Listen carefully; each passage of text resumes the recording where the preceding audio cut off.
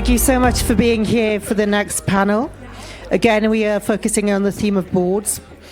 And I just wanted to say this is going to be slightly interactive, and we're hoping to get some of you to give your views to the questions that we have today as well. So please listen up, is all I can say, and keep focused on the debate that we're about to have.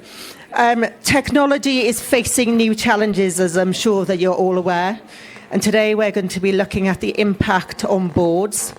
My first question to our panelists is, in 10 years, will boards be the smartest room in the company or the slowest? So hello, my name is Sandra Trittin. I'm a multiple board member here in Switzerland, actually, and also in Sweden, mainly in the area of energy and manufacturing companies. And coming to your question, Liz, is a really good one. Do boards need to be the smartest? I don't think so. They need to be the smartest in taking decisions, but probably not always on content. Will they be the slowest? Well, that's on us, right? I mean, we will have a question later on, I think, also on how to keep up with the speed. And technology, for sure, increases the speed. And I think boards should be always at the forefront of decision making, because this is what keeps the organization going. So my name is Dr. Liv Creamer. I'm not there yet, but it doesn't matter. I'm wearing multiple hats. I have also multiple boards, but I'm by training a physician, a board-certified dermatologist. I also am a researcher about genetics, reprogramming, and tissue engineering. I have a couple of companies, and I'm on a board and advisory. So what boards are, I think, if we should be ahead. I agree, we should not be the smartest, but keep or attract the smartest people to make the best decision. Because this is not as easy as some think, because getting to the right people, I think sourcing is super important.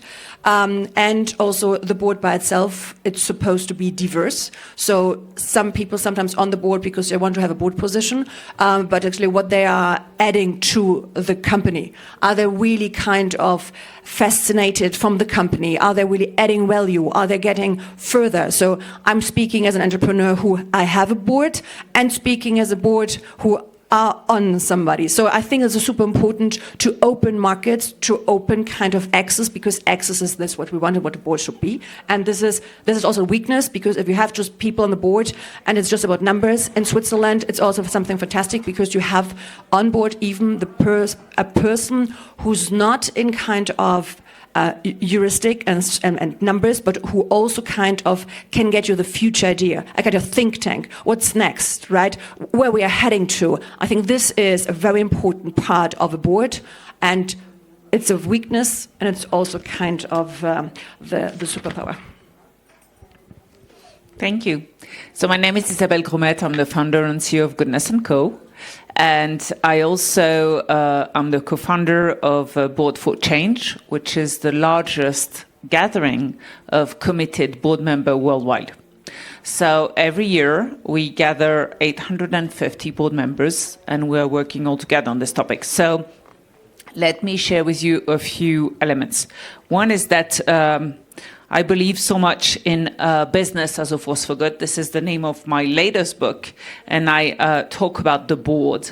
Why? Because the reality is that all those topics of transformation, of sustainable business, is not an expertise topic. It's a leadership topic. And the only way to succeed is to get the board on board.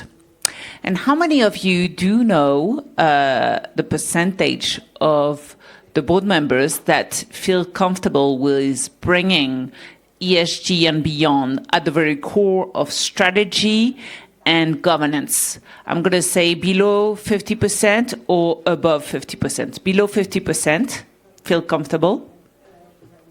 Okay. So it's 70% of board members do not feel comfortable, which is a very high number, as you can see. So it is a challenge. And I must say that I agree with you. It all starts with who sits in the room. It's not so easy. And I'm going to give you another number, and then I'm going to pause here and then give the mic. guess what is the average age of the people in the boardroom of the top 500 companies? 64. 64, mainly men, etc., etc. And it's not so easy to be a board member, huh? Much more difficult than it seems.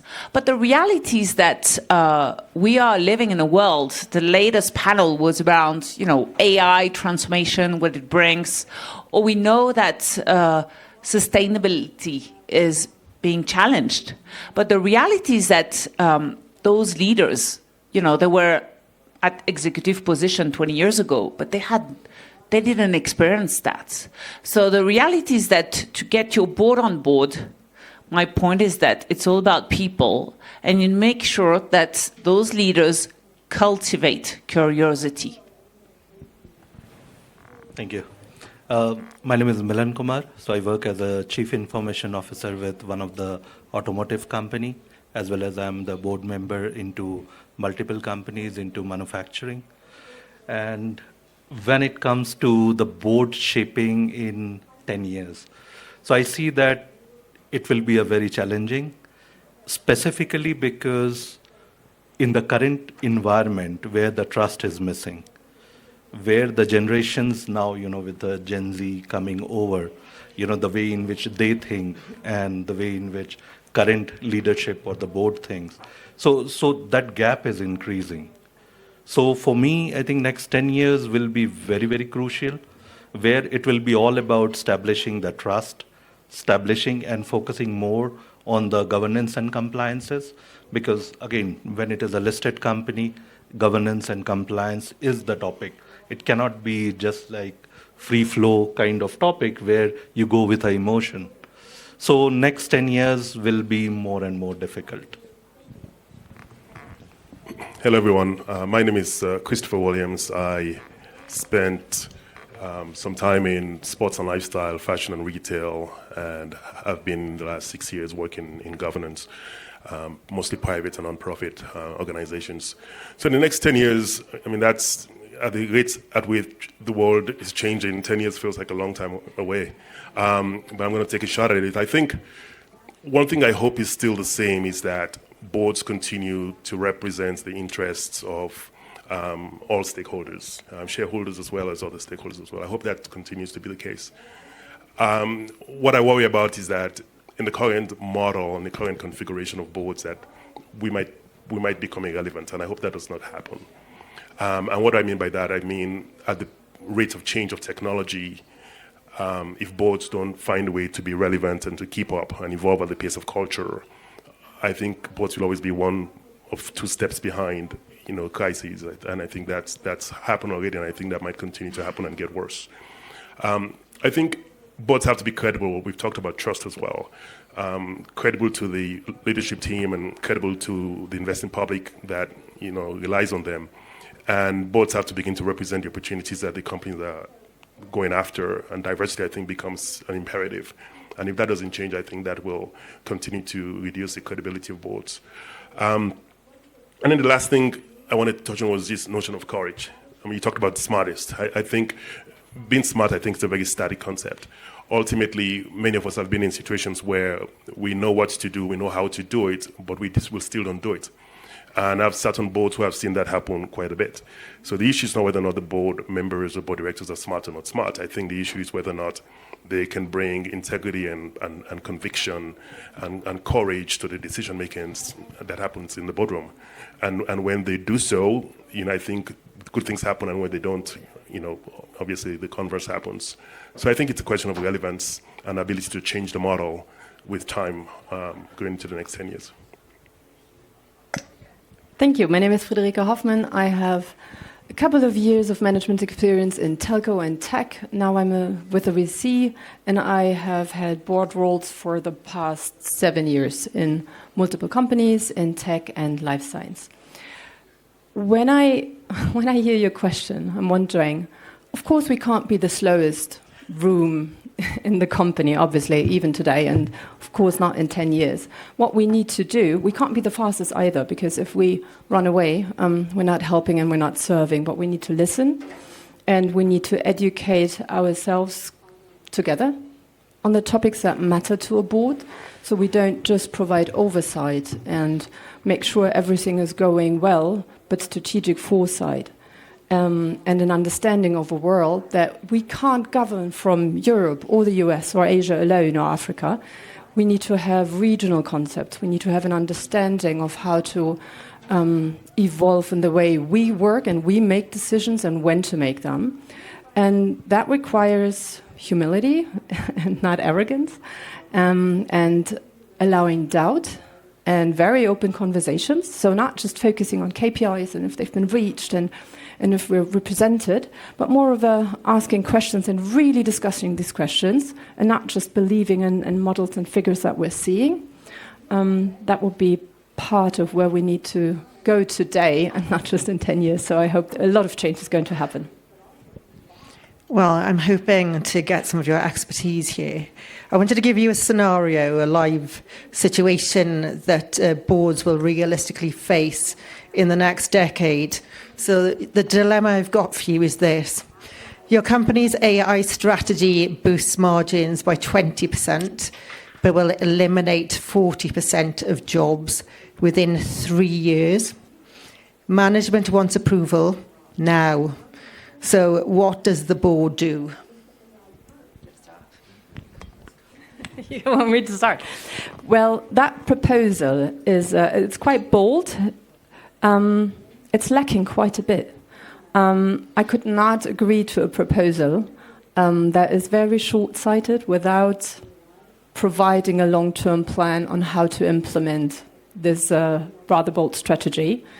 I strongly believe that in a board role, not in a management role, right? In a board role, I have to look at short-term gains and the long-term wins for a company where I'm responsible to make sure that this company exists in 5 years onwards. And a very short-term optimization of profits is usually a highly risky thing to do. So I would need to understand a bit more of how you want to get there and how you do that. So I have the trust in my decision. And I'm very much looking forward to hear what my fellow board members think. Well, I'm hoping that that's not how the question comes to the board, that it comes with a lot more information about, the bigger strategic goals, and we can go into the long list, but I hope it comes with more information. One thing I should say, though, is that part of what the board has to do is, in my view, continue to act in the long-term interests of the enterprise. And so revenue goals that are short-term but create externalities that hurt the company are not necessarily what the board needs to support. So I think at the end of the day, the risk profile of the strategy would need to be well understood, and the upside, obviously, in the context of the downside, not just for the company but also for the people. I mean, there was a lot of conversation about people in the earlier session, and I would really continue to hone in on what is the mission and the value portfolio of the company, because ultimately that impacts the nature of the decision. So, great question.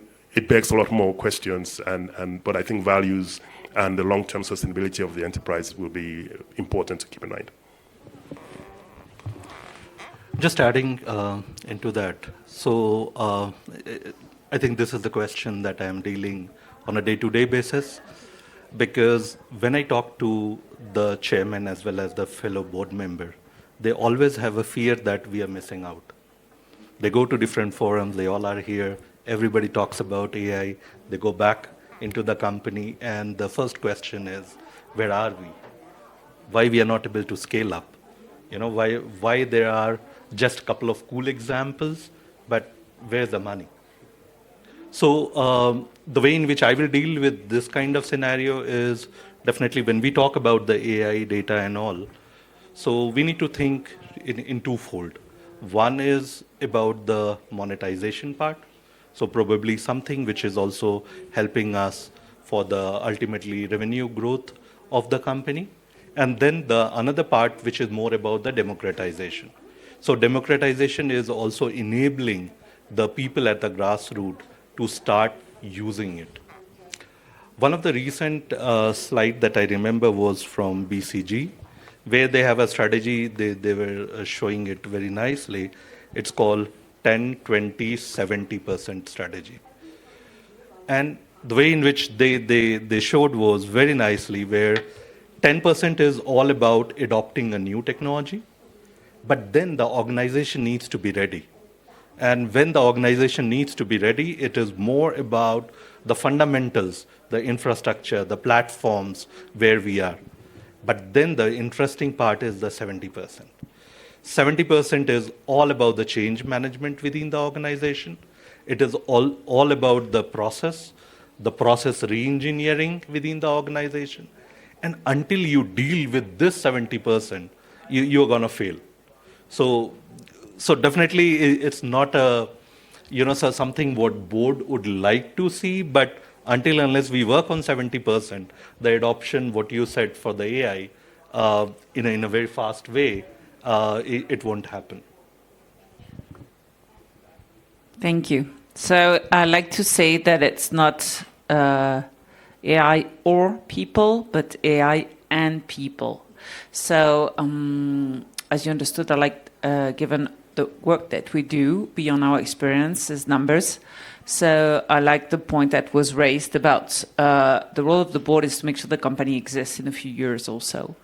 And therefore, the executive team is focusing 50% on short term, 30% on mid-term, 20% on long term. This is exactly the opposite of board. Board is 50% on long term. That's how they play well. So this is what I wanted to share with you. If somebody would give me this question, I would say, oh, wow, we have a really, what happened? Everybody slept? Oh, why are you coming with this? So then we have a bigger problem if this question comes to the board, because then we missed a lot decisions before. So I totally agree to the first kind of speaker. It is something what you should, now I kind of was thinking, I forgot my notes. No, we do it differently, sorry.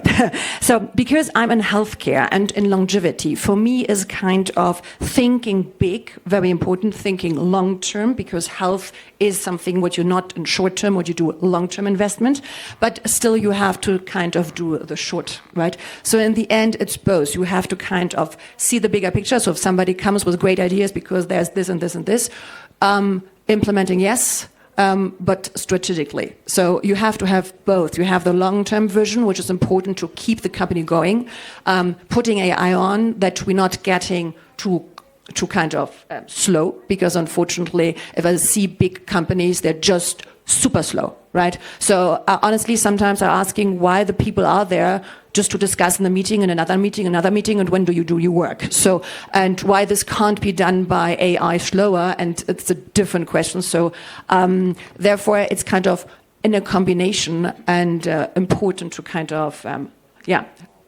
combine everything to make the right decision. Yeah, based on what has been said, what turns out, for me at least, is there are a few core elements so to that question. And one is there's the context and there's the industry. Because as you were pointing out, in your industry, everything needs to go much quicker, right? And what might be in another industry short term might be for you long term already. So that's one aspect, right? So it's more how quickly do I need to make the decision? And then also how much information can I even get for that decision, and how much information do I even need for that decision? And that was a good point at the beginning. If this question would come to a board, normally you would never give an answer, because normally you would say, okay, where's the background information, or at least have more introduction to that. But sometimes it's also needed to do quick decisions, right? And there might be pleasant ones and there might be unpleasant ones, and then you really need to decide within minutes, and sometimes you might have an hour if you are lucky. Might be HR decisions or something which really need to go quick. And then the question is more on how do you let's say, inform yourself or get yourself to a point on decision making, or if you even take the freedom to step out of that decision, which I find also quite interesting, especially on these topics, AI, machine learning, etc., because all of a sudden everyone has an opinion to everything. I would not be able to take a decision now in healthcare, sitting on a board, if you ask me, should I use AI on XYZ? I don't know. But then I think it's the freedom and also the strength to say, okay, and probably on that decision, I need to step out. And there might be other people in the board, hopefully, if you have a nice complementary one, who then are able to take the right decision. Add something, because yes, we had yesterday the investors lunch and we talked about AI, and it's incredible how many startups fail because they didn't, for example, they want to bet on health, but they don't even have a board member as a physician, all right? So it's like, are you really, if you don't know your consumer, how it's supposed to work, or if you don't know your kind of work, so how could this happen? So my point is kind of like, get the right people on board to make the right decision, quick decision maker, and somebody who says no. Right, so it's all around. Yeah. I just wanted to ask the audience what they would do with the scenario that I've just set out just now. And is there anything that you would like to challenge our panelists on in terms of what they said regarding that scenario? Is somebody going to be brave? Thank you. I think that doing the right thing for the company, you got to decide, are you focusing on your fiduciary duty towards the shareholders, or are you considering more stakeholders, including the employees, the potential 40% of the people that you might fire? Or on the other side, your customers, are you serving them much better? Are you delivering a better quality product or service by, implementing AI, reducing, problems in the processing and all of that? So I think that's, yeah. Thank you.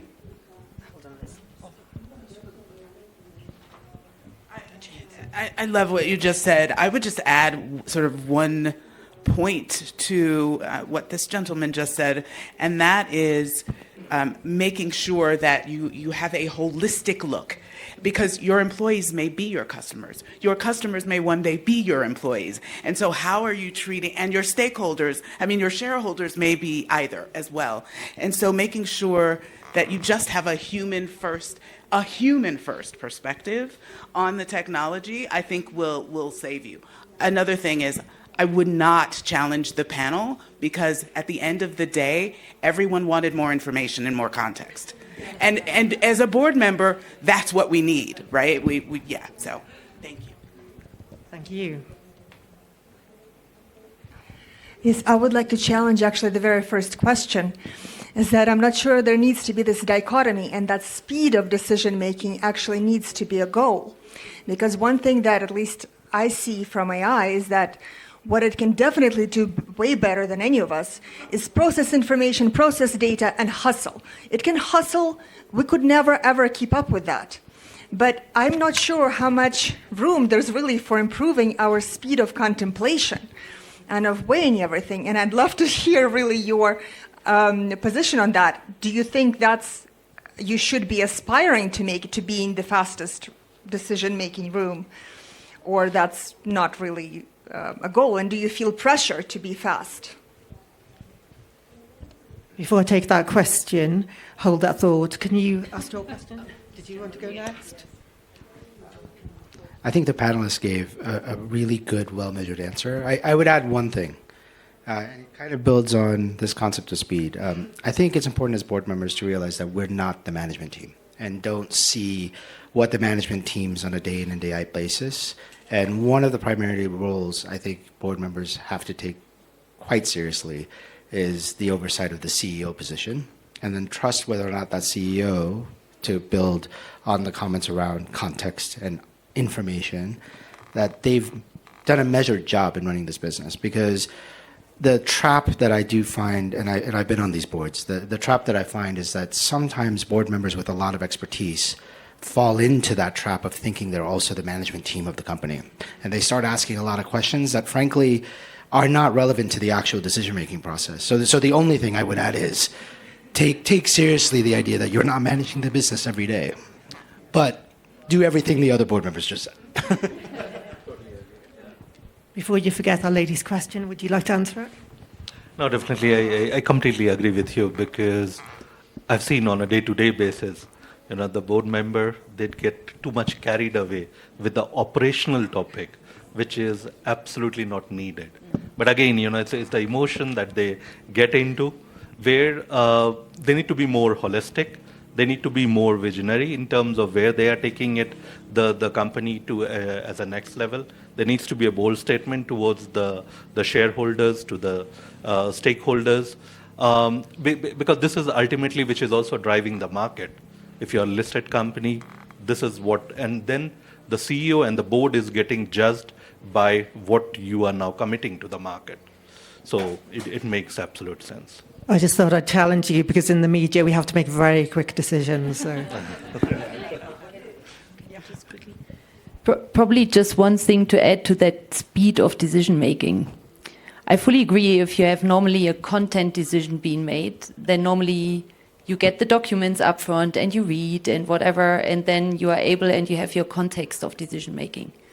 If other decisions are coming to the board, then normally then the earth is on fire, more or less, right? And then it's on speed. And then you need to be able to make these speedy decisions. They might not be on context, but normally they are really unpleasant decisions that you have to take. Is it if you should keep the CEO? Is it you have been in the newspapers all of a sudden and the journalists are calling you like crazy day and night? Sorry for that. I'll call you later. No, and this is then, let's say, but this is more methodology, or let's say more a methodological way of being able to take decisions and less on context. On context, for sure, it should be foresight, it should be for the future, and there should be normally no speed pressure, at least not too much. And preparation also, how good is the advisory board, right? So sometimes it's totally leaking, and in certain kind of companies where they're totally missing it, and therefore information for the board is super important, and where it's coming from, not just from the CEO, from the managing part, but also from the advisory, who kind of gives a better context. Just add one last point. I think the question also speaks to a bigger question about board effectiveness and board hygiene, and just what is the normal operating process of the board. I think board members need to know the industry well. They need to know the company well. They need to know the management team. They need to have enough context where they're not surprised by some of these kinds of requests when they do happen. I think there are things that happen, like in an M&A situation, an activist situation, you do have to then act. But some big strategic shifts, I think they should be connected enough through their duties of care and loyalty and etc. to know what the company is doing and not be blindsided. Thank you. You don't know?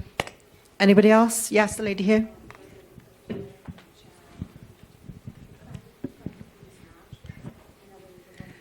All insightful discussions.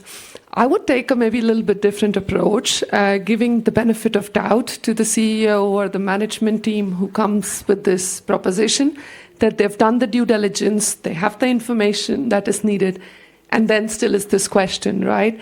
Maybe it's a moment to consider as an opportunity to say, okay, what else could this 40% of the workforce do that the company wanted to but could not because of other priorities, or where else do we want to improve? I mean, every business has different areas or aspects, so that could be changed into a not either this or that, but what else can I now get from if 40% of my workforce becomes available because of AI?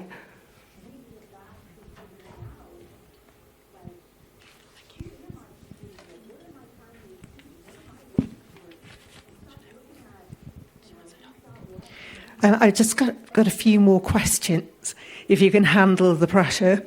What can boards do to keep up with content and figure out how to deal with new decision challenges?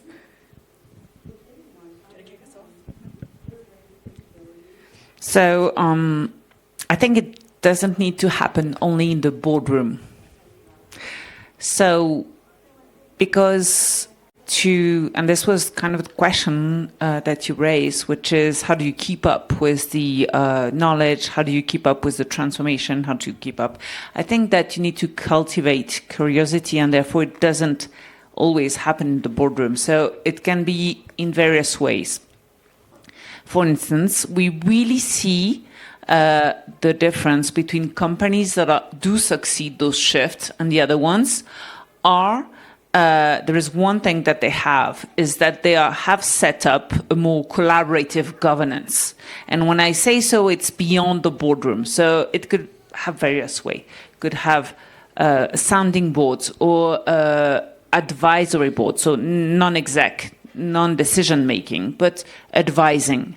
It could be also next generation committees. You know, it's to understand also what the employees across the world are experiencing every day.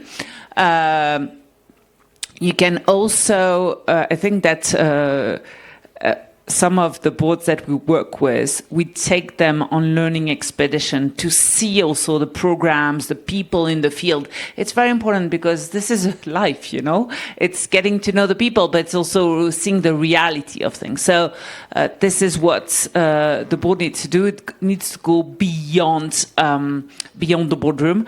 And last but not least, there was a question around who should sit in the boardroom.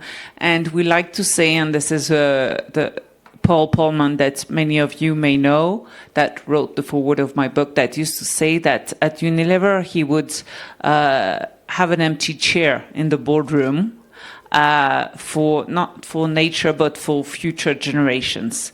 So I think that this is a valuable insight to really ask ourselves the right questions. I'd like to add to what you just said, and I think this is something that we do in the boards I'm in today already. We bring in competitors, quite scary. We bring in customers, also quite scary. We bring in the next generation and employees.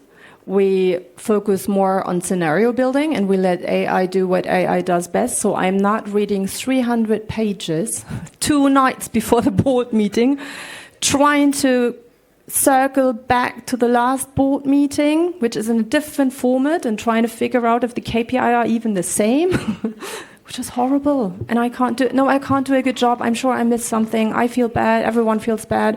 But we spend more time on where it matters most. But that requires a board that is willing to do so, a board that is willing to say, let's have a deep dive session into AI and what digitalization or new sales structures really mean for us. Because that means that I'm usually the youngest person in the room. I'm often still the only woman on the board.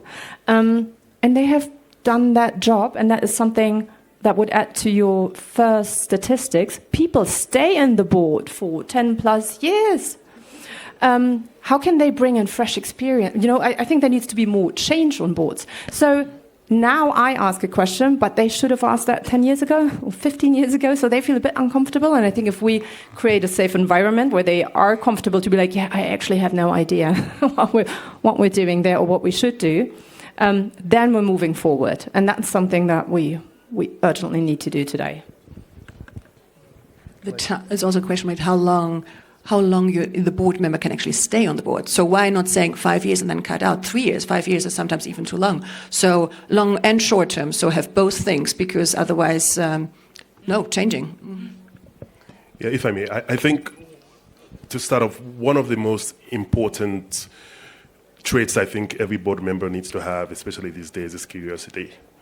Because there's so much going on and there's so much change, not just in technology, in the US context, for example, with regulation. So in one administration, it was this, and then now things are on hold, and are we going to continue to measure this? Are we going to wait? And so there's a lot of back and forth. And so as a board member, you have to be on your toes and be able to obviously help the CEO and the management team as they are grappling with these same issues. So curiosity is important, and you have to do more scenario planning, and I agree with that. And one of the things I've seen done by a few boards is they'll even invite in activists. So if you were looking at us, what would you do? And so really sensitize them to where they have blind sides. So I guess the point I'm making is you have to continue to be thirsty for information and perspective especially perspectives that are important but you might be uncomfortable with, and make that part of a healthy board process. Obviously, connecting with consumers, connecting with employees, talking to the rest of the CEO's leadership team and making sure that you have visibility to them as well, and making the board a safe place for them to give you a sense of what keeps them up at night. I think as a board member, you have to lean into the difficult conversations and the uncomfortable truths so that you are never blindsided, and I think that's how you get smarter. Yeah, probably to add on that, I think where you get the best challenge and the best knowledge, and it was mentioned to a certain extent already before, is if you have new people with new perspectives and you exchange regularly. And as Friederike was saying, right, some boards take on people from competition, from the consumer side, but just getting that challenge, right, and that rethinking. Because also here in Switzerland, but also everywhere else, I think you easily find a board where you get elected, you are sitting there, and then it's just like, these are the financials, and then we need to talk about 2-3 other topics, and then just sign the protocol, and that's it. And don't ask, right? Just stay there, you get a nice lunch, and then leave. Unfortunately, that is still more often the truth than we think. But I also see now when I listen to our discussion, there's a full new, almost like a new generation of board members coming up, who likes to challenge more, who wants to keep up more up to date with the content. And I think that's really the key, keeping that curiosity. Just a topic on a side note. When I was just listening to you, I was laughing. I'm currently in my late 40s. And in my previous board role that I had, it was a listed company. And as you said, everybody was 65 plus. And then, it was so interesting that in the past, I had, generally when there is a meeting, I had some, dyeing my hair. And then, it was more black. And when I was going, people were not very serious about myself. They were always thinking, oh my God, this young guy, he is going to teach me. After that, I stopped dying, and they started taking me seriously. I think it's the same also with, I'm French, and as many of you may know, in France, there are quotas. So meaning that many years ago, Rixin law asked listed companies to have women at the board level. And therefore, I remember very well, I think it was 15 years ago, at that time, everybody was, oh no, it's we cannot impose anything on companies and so on. Well, guess what? Today, out of the top 40 companies, it's 40% of board members are women. And when you have a diverse board, not just gender, but they have a 25% better innovation rate. So. As we've only got about 5 minutes left, I've got a final question for you all. What are the key skills and capabilities that you're looking for in terms of board members in the future? But obviously, you're going to have to all be brief on this one. Thank you. Who wants to start? I can start. So we have written a lot around that. The most important one is courage. So courage is the fortitude of heart. That requires choices in challenging moments. It's easy to be courageous one day, 1 hour, but every single day or in every boardroom, that's more challenging. So this time, staying, because of the current geopolitical situation, like in the past, the board members would like to be more clear what they would like to do. But now, the ability to adopt the VUCA world, where everything is changing from day to day. There needs to be a supply chain resilience. There needs to be a technological adoption. So they need to be more and more open to learn and adopt the thing and guide the company in the way which is needed. I'm gonna cheat and just say it's courage. I honestly believe that so much that I wrote a book about it. So there we go. Can you get it on Amazon? I don't have a book yet, but I agree on courage, and especially the courage to lose your board position if you believe this is the right thing to do. Yeah. Exactly. This I also want to say, if not, go, right? Because it's also kind of, people love to put you in certain brackets, right? Upon age is like, I'm also in my late 40s, beginning 50. So, and it's like, oh, and then it's a woman, oh, and then she looks like this, oh, so they put you automatically in this, and you have to prove yourself. Once happened, and it was not on the board, it was an advisory, but it was a similar situation where I had a couple of male, and I'm in my mid-30s, and there was just male in there around 59, 60, and I organized the meeting because I was from a company asked for it. So anyhow, I wanted to start. I went through the two men, and he said like, coffee? I was like, please? It's like, yeah, coffee? It's like, sure, you too. I went outside where the fucking coffee machine, went outside with the coffee, said, okay, we're starting the meeting. I'm kind of on the panel, and I'm the one who's leading us. Now we start, and I got what I want. What I want to say is, advisory boards, small companies, big companies, is about kind of making it to kind of getting the right board together. If you're not fitting and you're not feeling comfortable, leave, right? If you have an impact, do. If you have nothing to say, just to be on the board, it's not the right decision. Because it's a company, it's the employees, it's the customers, you should take care. And this is, I think, we need more than just being on a board and saying I'm a board member and whatever. So this is what I think it's really needed, in my opinion. So there is not much to add to that, I would say. Two things, probably two small things. One is curiosity, to keep that, and the other one is take your responsibility for the future, because we are shaping what the others have to deal with in some decades. We've got 1 minute left, and there's a lady who wants to say something. Hold on. Yes, one tiny thing I would like to add is because the willingness, the courage, the willingness to lose your board position from an adaptive leadership perspective, which is pretty big at the Kennedy School, where I used to be a couple of years ago. It's really important also to look into the different factions that we have. So what is that? We are not only a woman or a board member or a man with now gray hair. And we have a lot of different backgrounds, experiences, and all those different factions have different associations that connect with different people, with different parts of society, and we can build alliances on that. As Ron Heifetz, who coined that theme of, or this field of adaptive leadership, would say, this dancing on the balcony. With one step, you're already over it, right? About to lose your board position potentially. With the other one, you're still on the dance floor, and you try to look from above, but also from the present moment, and trying to reconcile all of that. And I found that very helpful about me for my own practice. Thank you very much. If you can say whatever you want to say in 1 minute flat, that's the only way I'm going to allow you to speak. I just wanted to add from the previous